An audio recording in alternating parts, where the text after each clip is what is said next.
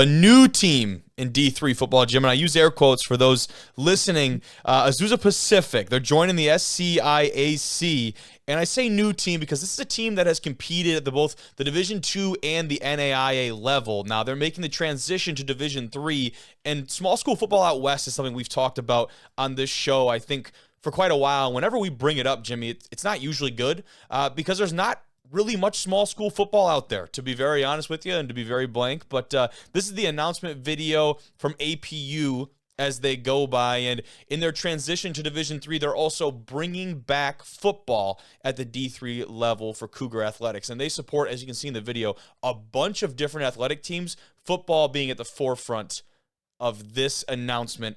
And that's a pretty big deal. This school in Azusa, California, they shut down their D2 football program at the time in 2020. So obviously COVID comes in and then they just didn't rebound. Some programs, unfortunately, were that way.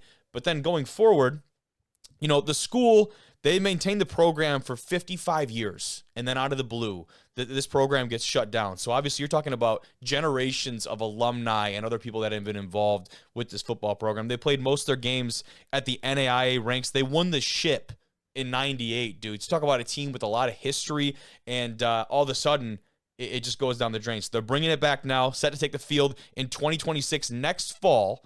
And like I said, joining the Southern California Intercollegiate Athletic Conference, a little bit of a tongue twister, currently in search for a head coach and the following staff. So, I mean, first of all, that is awesome and just really exciting for D3 football. But we've talked about it, dude. There's just no small school football out west. It's tough to make it happen with the travel and everything else going on. Oh no, certainly that has to be a huge reason why. I mean, there's just not enough teams to have like a conference, call it, like that are like close enough to where you don't have to drive like super far for every game, for sure. That really is it. And then all the conference, you know, the SC IAC, that is like the one thing that they've been able to make work at the D3 level. And for a while, it looked like that conference might have been on the fritz. We're going to talk about two teams that will be helping to bolster their ranks quite a bit. That was really the one conference out there, especially in California. You look at Division II, some of those teams out west, Central Washington, Western Oregon, those kind of squads that have to go down and play in the Lone Star Conference in Texas for their conference games, right? You're talking about some serious travel. But what people are saying about this moves, had a couple of tweets that I wanted to pull up and discuss here. We had this one from Coach Milton Knox. He says, shout out Azusa Pacific bringing football back and moving to D3. That's big. He says, by far the cheapest school in the conference and will get so much talent. They will win now. So from someone who, from what I could tell, at least has a general understanding of the college landscape, kind of a cool deal. And hopefully for him, you know, and hopefully for them, they're correct in that this is a football team program with tradition. It's not a startup where everything is certainly brand new. Even though the team maybe has been gone 4 to 5 years until they take the field in 2026, I have to feel like the history still will play an important role in this.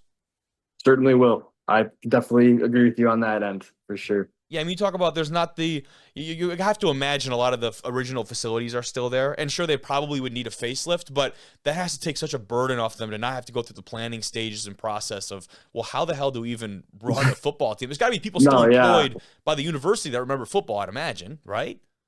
You would hope so. I mean, otherwise you gotta start pulling the Avengers together and start getting a staff. I mean, yeah, that absolutely, you absolutely do. Oh my goodness. And then another piece here from Underrated Northwest, excuse me, says Azusa Pacific University plans to drop from D2 to D3 and bring football back. If true, going to be very bittersweet.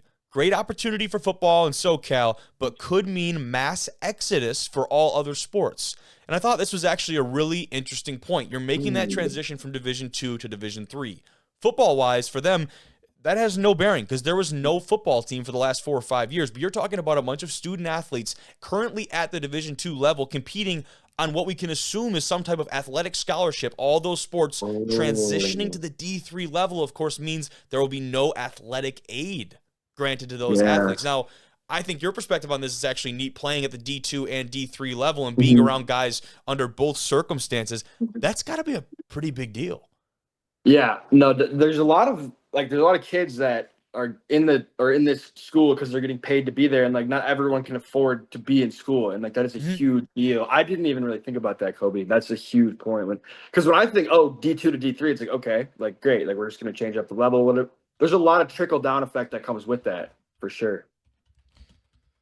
There definitely is, and if I'm correct, I'm going and fact checking myself right now, but I do believe also, yeah, it's the top Christian college in Southern California. So it's a private school on top of that, and I don't have the numbers as far as how much tuition is right in front of me, but with a private Christian college out there in California as well, I would imagine that number is pretty inflated. You already have, a lot of schools at the D3 level dealing with smaller and a shrinking enrollment. So it'll be interesting to see how they deal with that.